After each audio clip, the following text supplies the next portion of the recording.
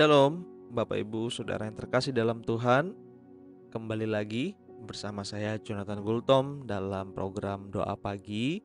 Dan biarlah hari ini firman Tuhan menjadi kekuatan yang baru bagi setiap kita. Dan sebelum kita mendengarkan firman Tuhan, marilah kita berdoa terlebih dahulu. Tuhan Yesus, terima kasih atas penyertaan-Mu sepanjang malam.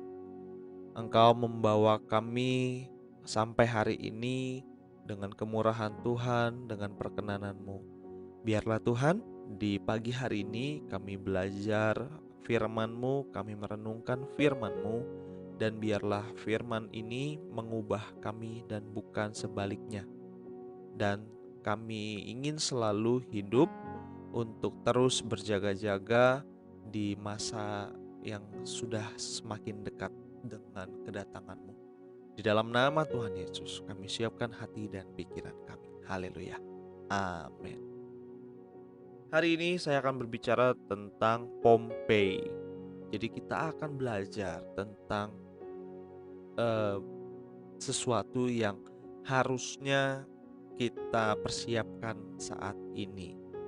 Nah, kita akan baca dari Matius ayat yang ke-25,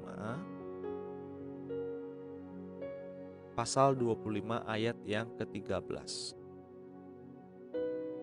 Karena itu berjaga-jagalah, sebab kamu tidak tahu akan hari maupun akan saatnya. Pada Mei 1984, majalah National Geographic memuat foto-foto dan gambar-gambar berwarna tentang meletusnya gunung Vesuvius dan bencana yang melanda kota-kota Romawi, Pompei, dan Herculaneum. Nah, jadi Pompei adalah bagian dari kota yang daerahnya dekat dengan Romawi dan Herculaneum pada zaman lampau.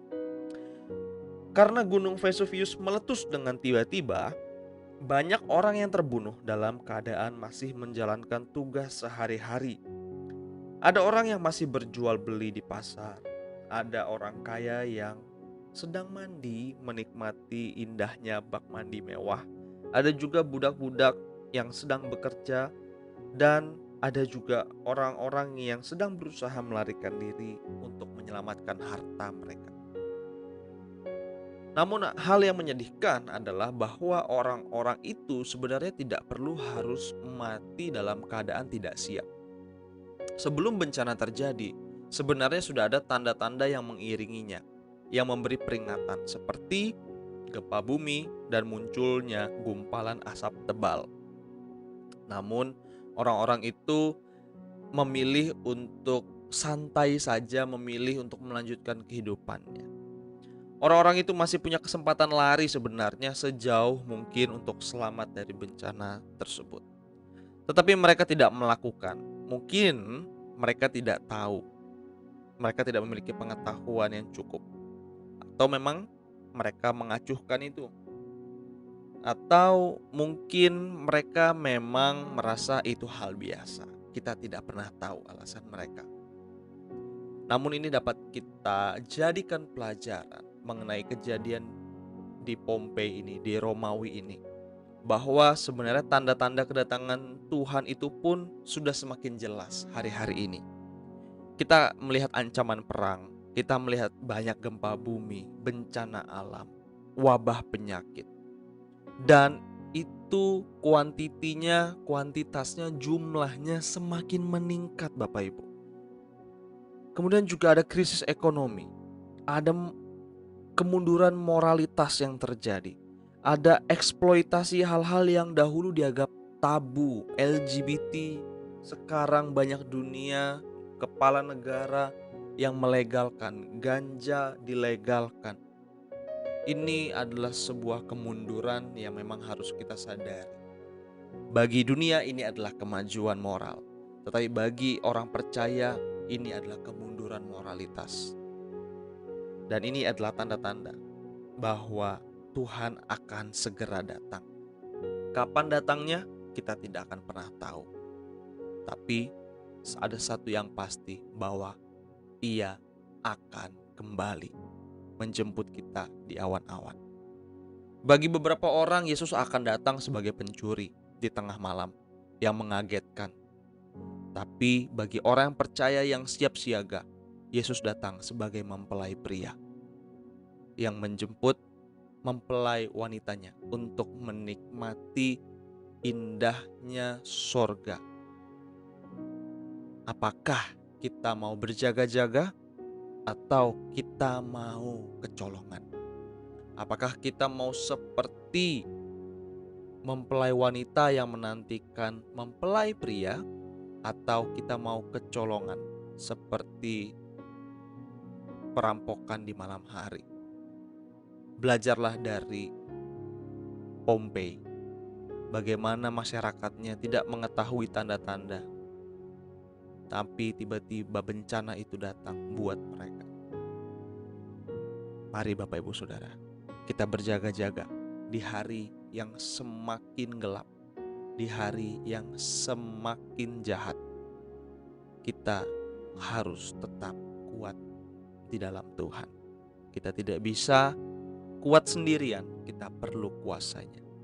Oleh sebab itu, kita ada di doa pagi. Kita berdoa setiap pagi, kita dengarkan firman setiap pagi. Bukan supaya kita jadi lebih rohani, tetapi supaya kita semakin mengerti isi hati Tuhan bagi setiap kita. Haleluya. Mari Bapak Ibu Saudara, kita bersatu di dalam doa. Tuhan Yesus, kami minta ampun Tuhan, kalau di hari-hari akhir ini Tuhan, kami sering kecolongan untuk berjaga-jaga. Kami sering menganggap remeh hal-hal yang Engkau anggap serius. Bahkan kadang-kadang kami menganggap serius hal-hal yang sebenarnya buat Engkau remeh. Prioritas kami sudah mulai terbolak-balik. Ampuni kami ya Tuhan. Biarlah Tuhan mata kami terus memandang kepadamu, supaya kami peka dengan tanda-tanda yang terjadi, supaya kami semakin mempersiapkan diri kami sebagai mempelai wanita yang cantik, yang indah bagimu. Biarlah Tuhan setiap kami, Tuhan perlengkapi, Tuhan berikan kekuatan untuk selalu berjaga-jaga. Kami tidak mau seperti masyarakat Pompei Romawi yang sudah melihat tanda tapi tidak berjaga-jaga, tidak melarikan diri dari malapetaka, justru mendatanginya. Kami tidak mau tertimpa malapetaka neraka. Kami mau menerima surga, menikmati surga, menikmati Engkau sepanjang umur kekal kami nanti. Terima kasih ya Bapa. Sembuhkan kami yang sakit ya Allah. Bebaskan kami yang terikat, lepaskan kami yang terbelenggu. Ulurkan tangan bagi kami yang membutuhkan. Terima kasih ya Tuhan Yesus. Kami perlu Engkau. Kami perlu Engkau Tuhan. Thank you Tuhan Yesus. Haleluya. Kami serahkan hari ini dalam tangan-Mu. Amin. Sampai berjumpa Bapak Ibu Saudara di dalam program Doa Pagi esok hari. Tuhan Yesus memberkati. Shalom.